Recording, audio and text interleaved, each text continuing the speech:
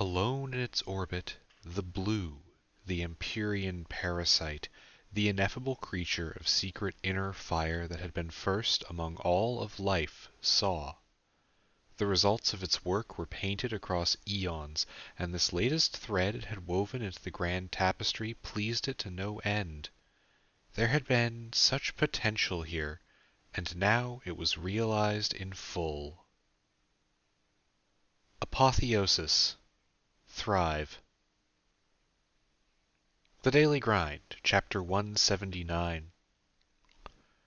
James's car, which was actually Sarah's car, rolled down the freeway at a steady 50 miles an hour. The low speed suited him just fine right now. He wasn't in much of a hurry, for a handful of reasons. For one, this stretch of road wound through a rocky region. Arizona didn't really have much on the mountain pass roads he was used to complaining about every time he tried to take an in-state road trip anywhere in Oregon, but it still had ups and downs, the black asphalt of the road winding through canyons of orange and red rock. During the afternoon, sunlight, still warm even in the winter, had played sharp shadows off the surrounding terrain, walls and spikes of stone painting a landscape that was majestic even at highway speeds. Now, at night, there was a more ominous looming to the shapes around him. Extra reasons included that Sarah's car wasn't built to do 80 for stretches of time longer than 2 minutes, that fuel efficiency was a real concern, and that his velocity was already topped off anyway. For another reason, there just wasn't anyone here.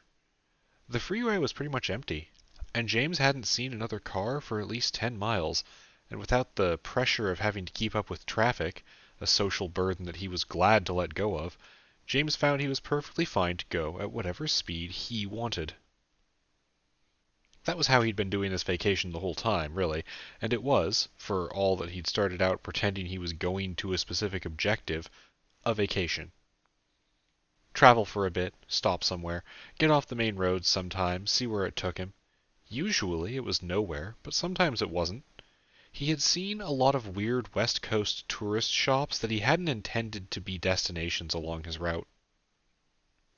What was supposed to be a straight line to the goal the cartomorph in his head was signaling him toward had instead turned into a week and a half of short hops from gas station to gas station, hotel to hotel, with interesting little diversions mixed in liberally. Cartomorphs. The term for those ethereal life forms spawned from the Route Horizon monster kills. No one was sure if they ran on mental hardware the same way other infomorphs did, but they sure seemed to bond to a single person a lot more directly than an Officium Mundi assignment did. They were living maps, the voice guide and position tracking of a GPS rolled into a sentient magical ball and living in your mind. The point was, James could go at his own speed, and with the magic of the internet he didn't need to feel like he was abandoning the order to do it. Stuff just kept going while he was away, which was perfect. He'd finally gotten enough people to act like he wasn't the big boss, that he was, effectively, no longer in charge. In a way, it was kind of scary. For a lot of people, being in charge was a form of freedom, and for James to willingly give that up, well, there was a real part of his brain that was culturally conditioned to feel like he was letting someone else take control of him. But James had a bigger idea in mind, a better one. A world of mutual decision-making, where administration and management didn't equate to ownership and domination. On a small scale, it wasn't too hard to make it work. He trusted the people in the Order, even the new ones, a little bit. On a large scale, the coin toss was still in the air, for now, but he wasn't out of rough ideas he wanted to try out to influence where it landed. A thin string of information ran through his brain, and a small divergent path highlighted itself in his vision. James smiled slightly as he shifted in his seat, trying to get comfortable after 4 hours on the road and completely failing to figure out exactly why his pants ceased to be comfortable the instant his road trips passed the 2-hour mark. The cartomorph in his head, which was leading him to presumably a pretty good burger place, wasn't really a person yet. And that crux wouldn't come until he made it where he was going. But a week of driving together had led to them working out a sort of communication channel between James's waking time behind the wheel and the ethereal almost life that was lived inside his thoughts. Divergent routes were a simple yes, no, elaborate system of the map asking him questions, but it worked well enough, and he was prone to rambling to himself anyway. On the third day, they had also had to establish a repeat song code, as it turned out that the map really liked some of James's music. Some of James's music. More about what? James asked out loud. Leadership, organization formats, what the Order's been up to? At the last one, the alternate route shifted slightly, and he nodded. Yeah, I miss him too. Though we'll be back before you know it. Possibly literally. He shrugged in an idle gesture to himself before getting back on track. Things seem to be going okay. Delves are going well, minimal problems there. JP's got, most of the rogues watching a house full of silent potion people, so that's a thing. Response just onboarded another wave of people, which is making the local ambulance company annoyed that they can't find EMTs to hire, which Harvey says they don't know is us, but I don't know. I am just kind of waiting for the moment, when everything comes together all at once. No, signaled the map. Okay, you don't know, James sighed. Okay, gotta stop saying that. You don't always know.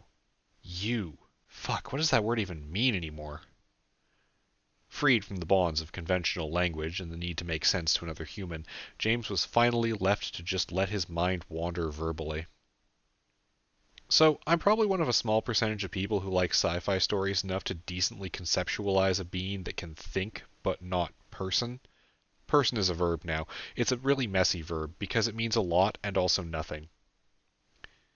His hands tapped and folded over the wheel as he drove on, headlights cutting through the crisp and empty night.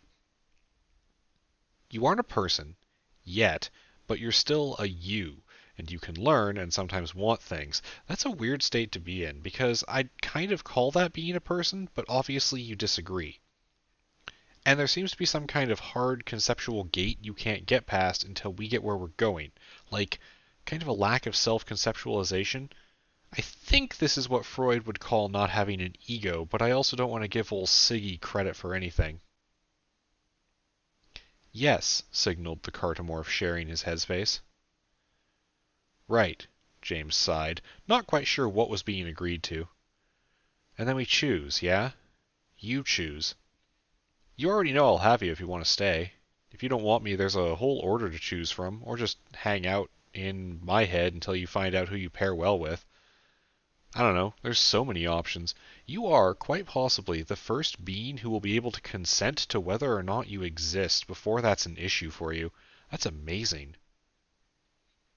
James paused to glance down at his gas gauge before flicking his eyes back to the road, doing his best to push off the grim feeling in his gut when he thought about existence like this.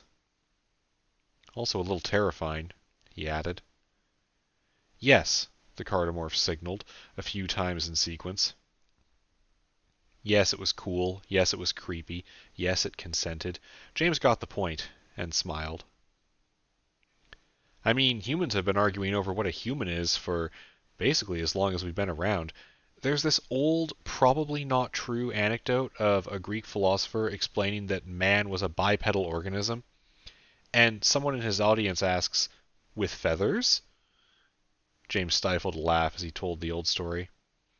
So the guy nods, runs out, and comes back an hour later to slam a plucked chicken down on the table, yelling, "Behold, a man!" No, the cartomorph signaled. James chose to interpret this as incredulity. Oh yeah, he said, before correcting. I mean, probably not. Look, language is hard. You're going to have to get used to people sounding like idiots all the time, which might be a human thing. That's the point I'm going for. The story might not be real, but it highlights a very real problem we have, which is that we don't know how to define human. And we absolutely don't know how to define person. You can think but don't feel or want. Does that make you less valid as a person already? He paused and really thought about it. I don't know. I don't know what I even want the word to mean, but I look forward to seeing you grow, I guess. That's all. That's where I was going with this, probably. He trailed off, not really sure if he had anything else to say, and let the softly playing music from the car's radio take over as he pressed on.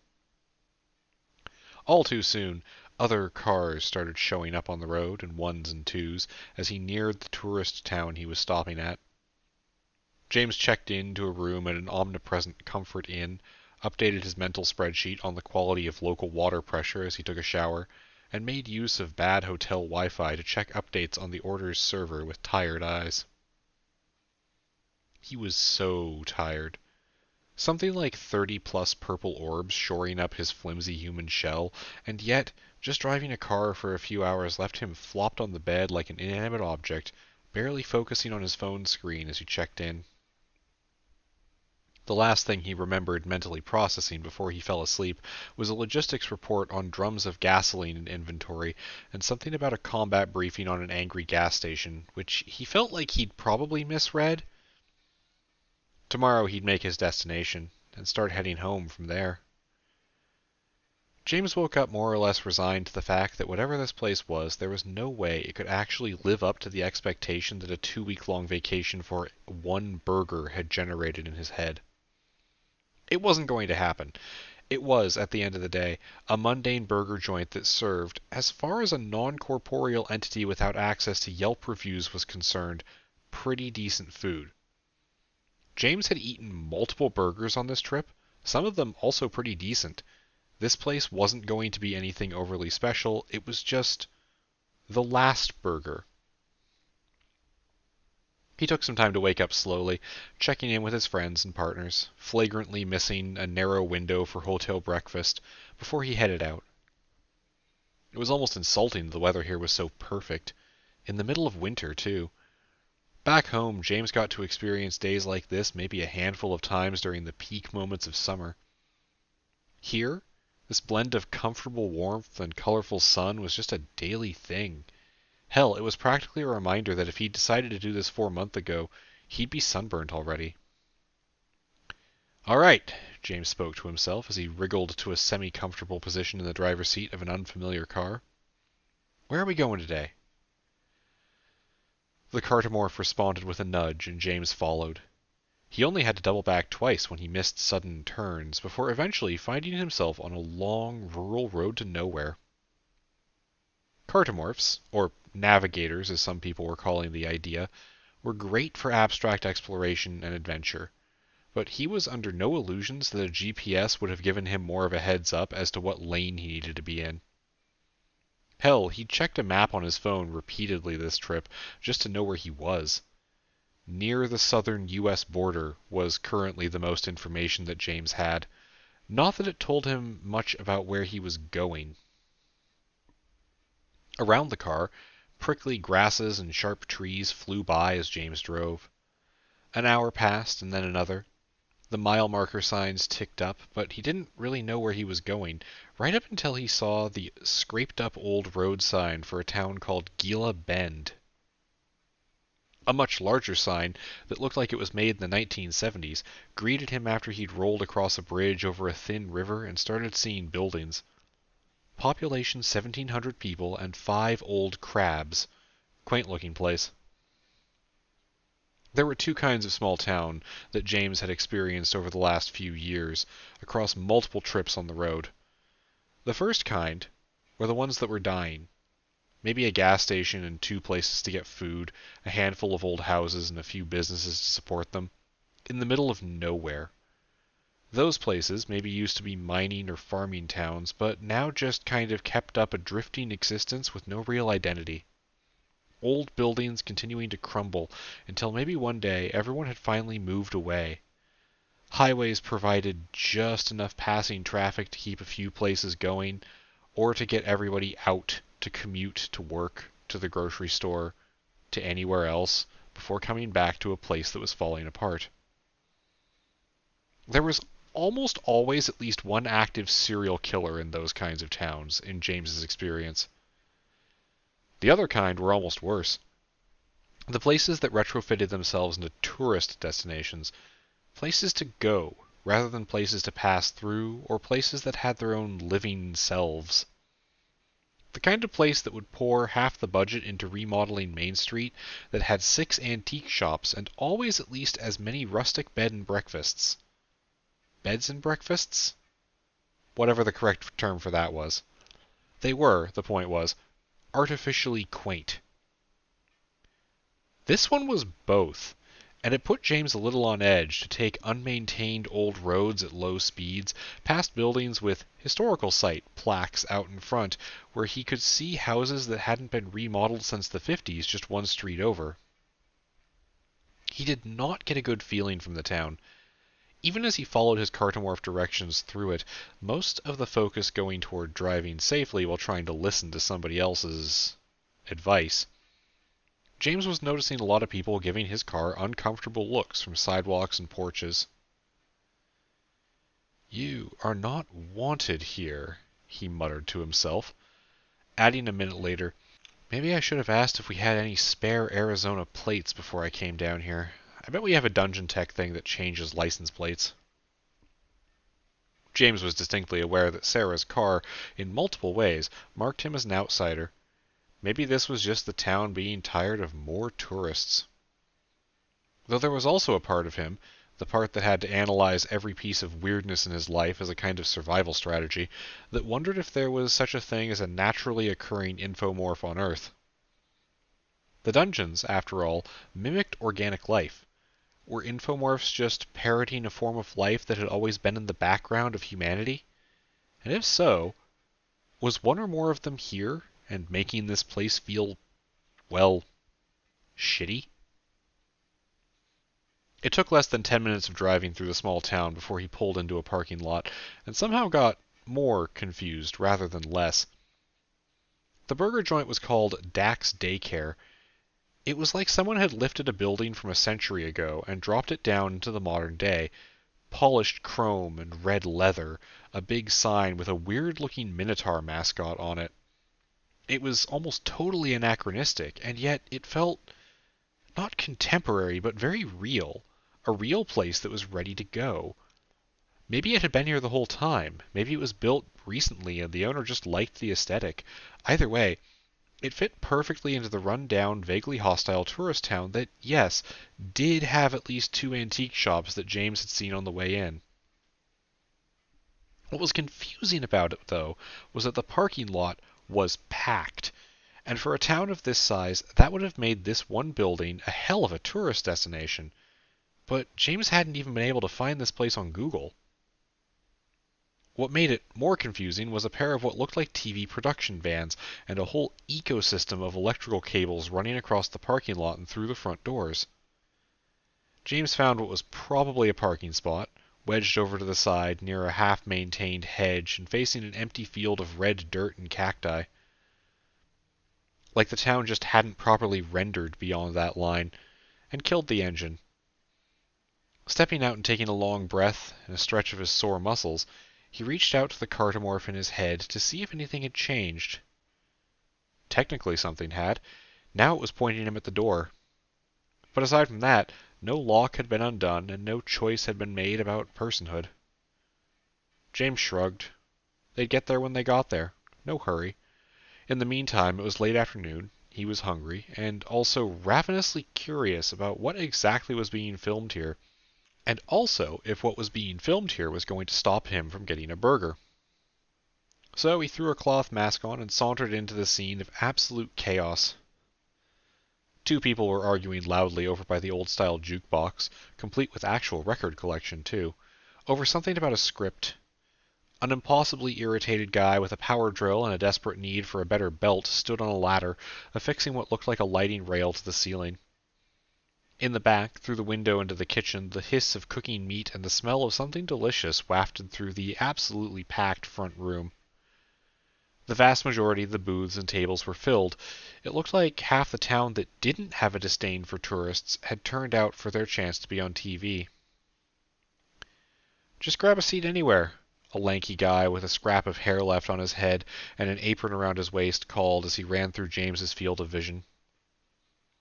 James shrugged, glanced around, found a spot, and took it. settling into an uncomfortable chair at a small two-person table, just as there was a feeling of something completely flooding through his sense of self. An unlocking and a progression and a dozen other things all at once, impacting the cartomorph in his head as James took his seat. Just as soon as it happened, the feeling was gone. Something settled in, and the sensation of a long nap briefly brushed against James's thoughts. And that was it. A 2-week vacation, and now James was done. He could go home right now. The actual objective was complete. He still wanted a burger, though. "Hey, what can I get for you?" The balding guy's voice made James jump as it came out of nowhere, and he realized he'd spaced out for a few minutes. Larry, the name tag read. "Oh, you know what? Surprised me. A burger of some kind. Whatever's good. No pickles," James said. The dude eyed him with a kind of, "Really, man?" sort of look, before shrugging and scribbling something on his order pad. "Also, hey, what's, this?" James jerked a thumb toward the production crew. "Not here with them?" Larry asked. "They're filming some Food Network thing." "Oh yeah? Is Guy Fieri here?" James asked, perking up. "Different show." Larry shook his head. "It's a vacation thing. They said they were doing B-sides today?" "B-roll," James auto-corrected. And then, "Dang." He clicked his tongue in disappointment. "Looks like you're having fun, though, huh?" Larry gave an exhausted shrug. "It's busy. They're in the way. My boss sucks. I don't have time to talk. I'll bring the food out when it's done." And that was that. The man vanishing as stealthily as he'd arrived, with that kind of rapid movement overworked food service staff had that they'd been mastering since the dawn of time, and all the tact of someone who really just didn't want to have a conversation with another customer. James was just going to settle back and wait, watching the unfolding activity around him, but one of the other customers had other ideas. "New in town?" the older man asked him from a couple tables over with a strong voice. His words cut over other small conversations, and James spotted a couple other diners turning to look at him. The guy who looked a lot like a kindly old uncle, right down to the facial hair, greeted him as he looked back. "Yep," he added back with a smile, before realizing the other man wasn't really smiling at all, despite the apparent warmth in his words. "I'm James. Nice to meet you." "Ah, another kid looking to get on TV, huh?" the man who didn't introduce himself back said. Again, he sounded friendly enough, but James narrowed his eyes slightly at the disconnect between the cheerful words and the grin that didn't reach the man's eyes. Nah, nothing like that." James shook his head as he tried to stay friendly anyway. "Honestly, a friend told me about this place. I was in the area, so I figured I'd drop in. I didn't really have any idea this was going to be going on today." Technically, none of that was a lie. Most of it wasn't a lie, in truth. "Oh yeah? What's your friend's name?" The man's words took a sudden hard turn, almost like a verbal challenge. James blinked and then shook his head. This is a bizarrely hostile situation, and he didn't feel particularly like engaging with this dude, especially not now that half the diners seemed to be listening in, whether they wanted to or not. "They don't have a name yet," James said. "I'll let you know when they pick one." He took refuge in technically true bullshit, this time of a more mystical nature, which was immediately misunderstood. "Another immigrant, huh?" the man snorted, loudly. "Figures." James looked around at everyone else, genuinely wondering if he was being set up, but no one looked willing to get involved. Even the one girl on the camera crew who would meet his eyes just gave him an exhausted shrug. Was this dude just hanging around hassling people today? He kind of felt bad for the staff if that was the case. Internally, James wanted to call the guy an asshole and disengage. In theory, he knew people like this existed, but he had spent almost every waking hour building a social structure that didn't do this, and so it was a little jarring to be back in the normal world. So, despite what he wanted, James went for polite when he opened his mouth instead. "Alright, well, you're being kind of a shithead," someone said, and James pursed his lips as he realized that that someone had been him. "Well, too late to disengage now." "I'm not really interested in your casual racism, so I'm just gonna sit here and wait for my burger and ignore you, okay?" "Hey, watch your language. There are children present." The man sounded indignant, but for the first time had what looked like actual glee on his face as he jabbed verbally at James. Yeah, I know, you already started talking, James said. Look, it's been a long day. Even if everyone else here is super racist, I doubt they actually want to hear you yelling. Please leave me alone. That, it turned out, was exactly the wrong thing to say. James sighed as the man ramped up his verbal tirade, getting slightly louder as he just kept going. About a lot of stuff that James honestly did stop focusing on after the first sentence. He tuned the man out by playing Sudoku on his phone, especially once he stopped actually yelling at James and just started talking like he was monologuing for the camera. The cameras definitely weren't on. James had caught the same camera girl's eye again, and they had shared another confused shrug. The cameras absolutely weren't rolling, which made the situation a little hilarious, honestly. At a certain point, the owner came out of the kitchen with someone who looked like a producer, and got the yelling guy to settle down. James got the distinct impression they were friends, but that Yellsman was just kind of a known local factor. The kind of guy who actually voiced a lot of buried disdain and hatred out loud instead of just scowling at people.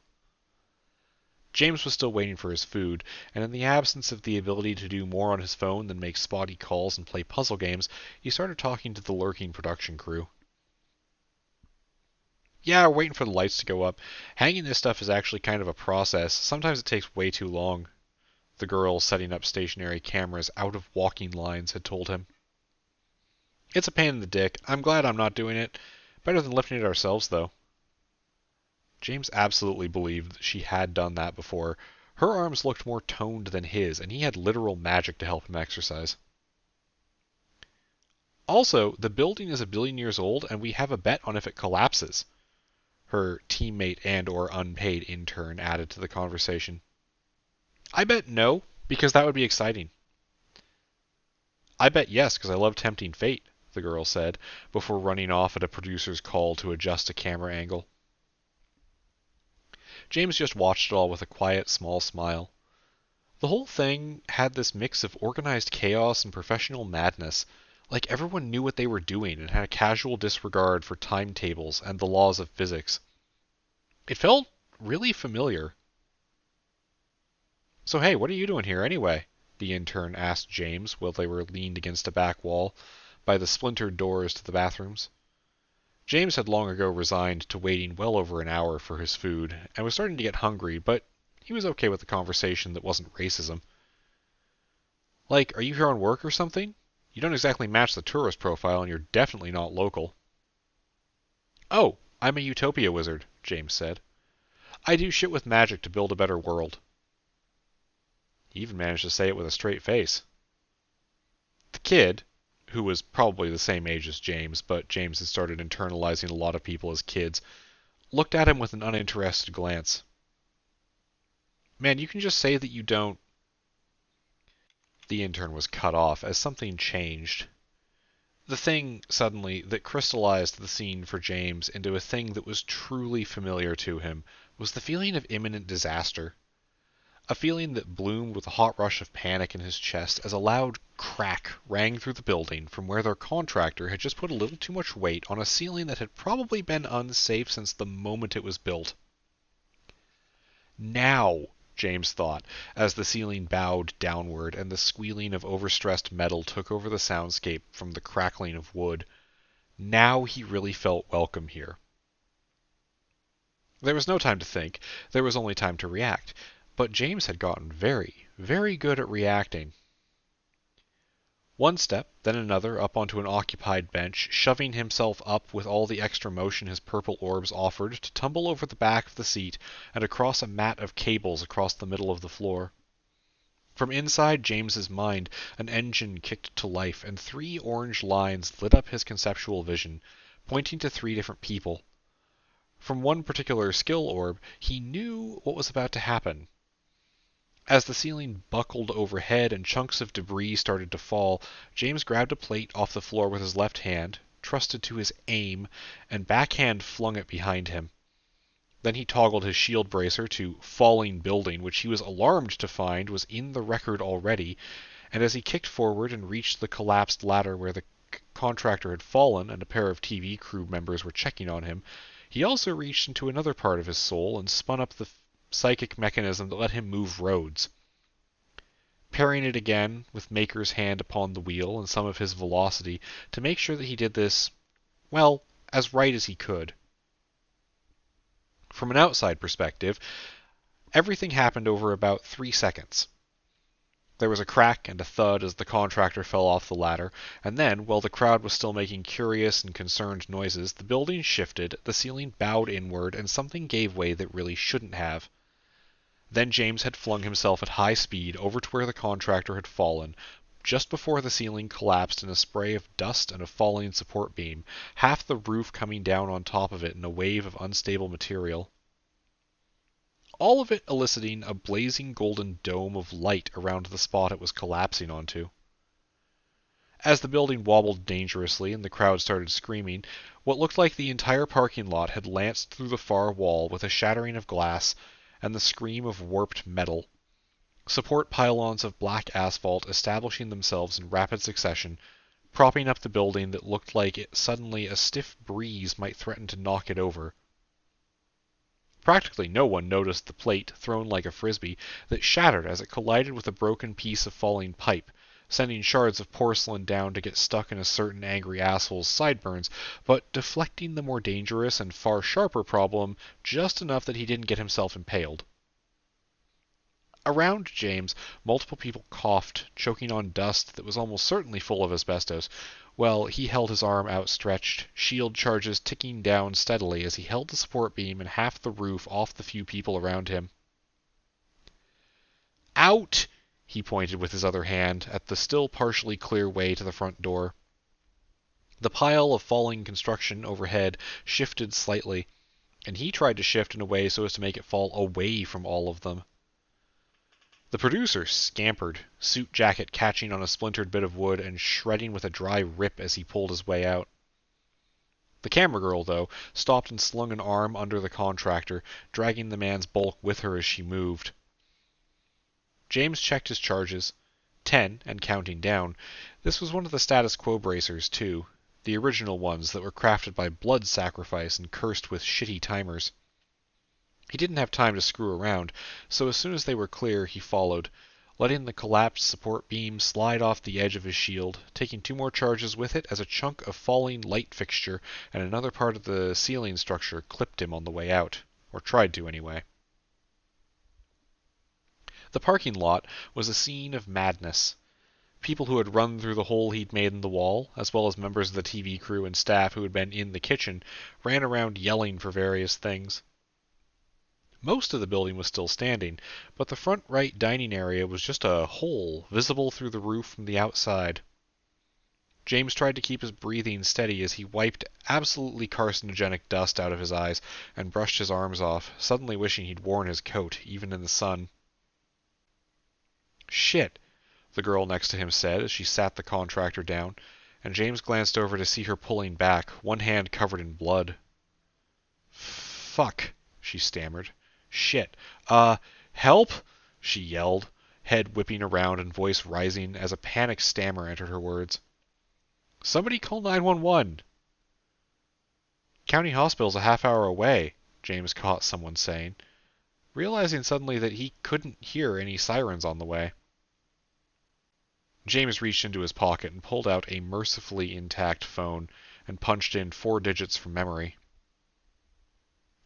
One ring and somebody answered. "This is Response. What's your situation and how can we help?" A young man's steady voice met him. "Marcus," James said. "It's James. I have someone injured here."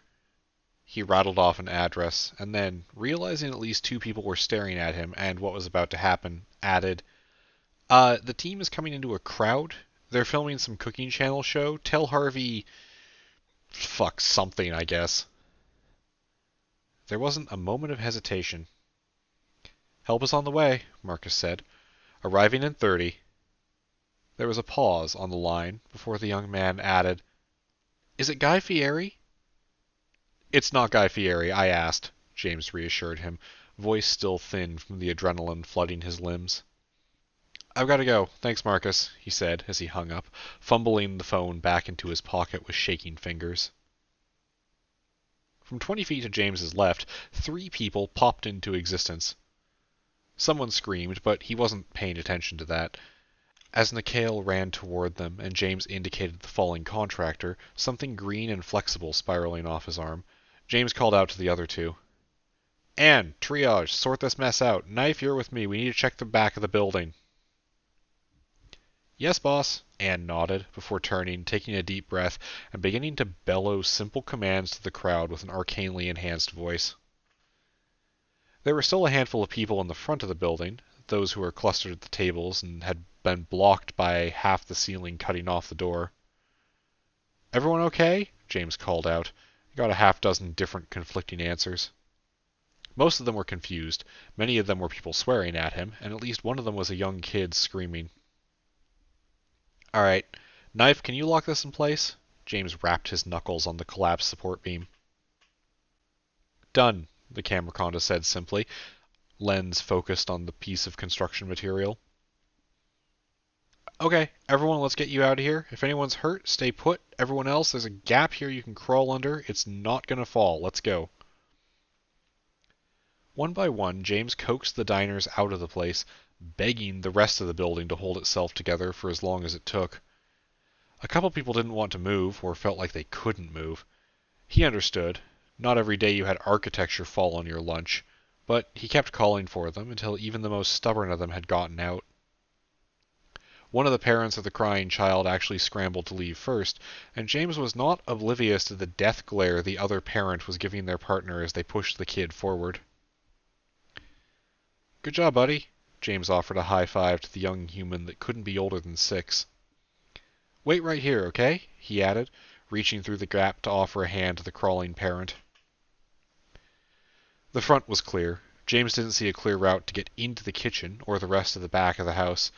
He didn't even know if this building had a basement, but he had a place to start at least. Slipping out, he nodded to Anne, ignored the questions people were now yelling his way, and circled around the structure, knife and fangs trailing behind him. It didn't take long to find what he was looking for. The employee door in the back was just far enough to the side of the building that the roof caving in had crumpled the top of it, jamming it in place. Hold here, James said, tapping the top, and Knife and Fangs echoed agreement with him. Then he stepped back, pulling on his asphalt control again, letting the last charge of that slip away, and harpooned the door. James didn't have enough velocity left to boost his fine control with, but he wasn't particularly concerned. This wasn't some hefty security door, this was just a lacquered wood barrier. Thick wood, sure, front door thick, but James had been practicing, and he was getting a lot better at lancing things with chunks of road. Working as fast as he could, he extended hooks from his asphalt spike and tore the door out of its position, the structure around it frozen by the cameraconda's intervention. Cameracondas didn't have an infinite ability to stop things from moving. Momentum still mattered. Mass was a problem. Knife and Fangs couldn't really keep an entire building hovering in midair. But he could hold something up for long enough. Come on, James yelled to the employees and TV crew that were cowered inside. About half of them, the smarter half in his estimation, crouched under the heavy metal food prep tables. Let's go. Can't keep this up forever. My goddamn door! An older man, presumably the owner, yelled. It was a hollow protest. He stormed out with everyone else, and while the others got clear of the building, retreating to sit on curbs or the hoods of cars, the owner looked around like he was trying to find the machine responsible for breaking down his kitchen entrance. Sir, please step back, Knife and Fangs instructed, drawing a jolt of motion from the chef as he turned to stare at the cameraconda. What the hell? The man stepped up to the serpent, inadvertently blocking his line of sight, and behind him the building shifted, crumbling a little bit more into the gap James had made. James grabbed the guy by an arm that was practically indistinguishable from that of a grizzly bear and yanked him forward as a few chunks of roofing tile cascaded down and broke on the ground. Go sit with the others, James pointed. He tried to remember and put into action a dozen different things that he knew he needed to do. An authoritative voice during a disaster, clear instructions. Do that and people would listen. Get them clear, don't go back in, things might explode. What things? Any things. Some things. Just keep clear of the building. His head started to hurt, and probably not from inhaling the dust of a collapsing structure that was constructed in the mid-30s. He was still wearing his mask, after all. But there were just too many things to keep track of, and this wasn't his specialty, and he had just used multiple charges of a blue orb, which was never good if he wanted to avoid having a headache. It was also catching up to him, as he looped back to the front of the building to find 2 more response members, Anne holding a man in a headlock and Nikhil missing, that he may have just done something slightly more out in the open than maybe they had been doing up to this point. One problem at a time, though. James pulled his mask off and took a breath of air that smelled like sawdust and french fries. "Thanks for the assist," he muttered to the cartomorph, who had gone back to napping, as he found a clear spot and slumped down to a seating position, legs vibrating. "What the fuck was that?" a hoarse voice called James's attention upward. He glanced up, popping a joint in his neck as he did so, to see the camera guy from earlier. Earlier being 2, maybe 3 minutes ago. "Which part?" James asked. The building fell down." "Yeah, I blame you for that. Or, the other girl. Look, whoever bet that the ceiling wouldn't hold the lighting rail, it's their fault. You tempted fate. Poor choice." James heard his own words like a rushing in his ears, as if from a great distance, and tried to tip his head to make the noise stop. "Ow, I feel like I got hit in the head," he muttered, rubbing just behind his ear. The cameraman stared at him. "You said you were a wizard," he coughed, spitting out a wad of dusty phlegm to the side of the parking lot. "You were..." "Oh, yeah, I wasn't kidding. Right, magic is real. Sorry. That's something you'll have to live with." James shrugged. "Maybe don't tell anyone about it around here just yet?" "Oh God, this is..." "It's not a secret." James cut him off before the guy could start to have a panic attack. "No one is... none of my people are going to kill you." James hated having to make that distinction. "And you're fine talking to me. I just mean that... Look, I think one of your editors tried to attack my medic, and Anne has him in an armbar, and I expect that's probably the most reasonable reaction anyone would give."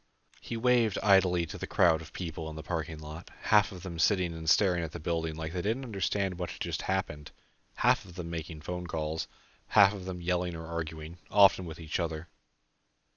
"Oh hey, I hear a siren. Wonder who shows up first." He looked out behind them to the expanse of road leading away from the town toward what looked like empty desert. James had seen roads and route horizon that looked less desolate than this, but from this slight hill the restaurant was on, he could pretty clearly see a set of lights from a state trooper car as it sped toward the town. He sighed and reached out a hand, the camera guy taking it by instinct and helping him to his feet. "Okay," James said. "I gotta get going. You okay?" "No!" The guy threw up his hands. "No, I am not okay. You can't just do that, dude. Magic is real? What the... Alright, you're okay." James patted him on the shoulder and moved to check in with Anne and the others who were handing out bottles of water to the crowd and having conversations with clumps of diners. "Anne, you, good here?" He waved at the man she was still holding, who was still trying to punch her. "Fine," Anne said. "What's up?" "Nick at the hospital?" "Along with 3 injured and Mir, yeah," she nodded. "Everyone should be okay. Is that fire and rescue?" "Police." James crushed her hopes. "Might want to make ourselves scarce, keep this from getting out of hand. Everyone looks safe, though, and there's not much else we can do here." Anne dropped the man, spinning away as he flailed on the ground. James offered him a sympathetic hand up, which he took suspiciously, while Anne turned away and barked a few simple commands to the other response members. With rapid efficiency, the 4 remaining members of the Order wrapped up what they were doing, finished their conversations, circled up, and vanished as Anne tore a telepad. "Wait, no!" The man James had helped up clenched a fist, yelling at nothing as he tried to dust off his torn suit jacket. "They kidnapped my cousin!" Oh, the contractor?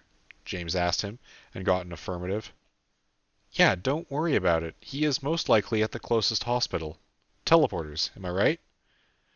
Last thing I heard was that no one was in critical condition, and they have a very good medic. He pulled out his phone. Did she ask for your contact info? Here, give me your number. We'll call you when we know more. The sudden shift from being in a headlock to being helped seemed to both put the man at ease and confuse the hell out of him, which was largely what James aimed to do to most people in his life. James still got a phone number from him, but also a question. Who the hell are you? The guy asked. James just grinned, stepping back and waving as he got back in Sarah's car and left the scene, passing a pair of state troopers as their own cars pulled into the crowded parking lot. He felt kinda bad for not giving an answer, but to be fair, he was kinda still working on that for himself. He also felt bad, hitting the main road again and finding the fastest highway north, that he had gone through all that trouble just to not get lunch. Though there was a pretty hefty level of self-satisfaction in his own actions. Building better systems was appealing and a great long-term goal, but this had been an adrenaline-pumping, immediate, and very important event to the lives of several people. So he was giggling madly to himself as he drove, as that same adrenaline slowly wore off. He would have felt worse about the whole thing, probably, if he had noticed that the camera crew had gotten an almost perfect shot of 3 humans in a camera conda vanishing with a teleporter on the way out.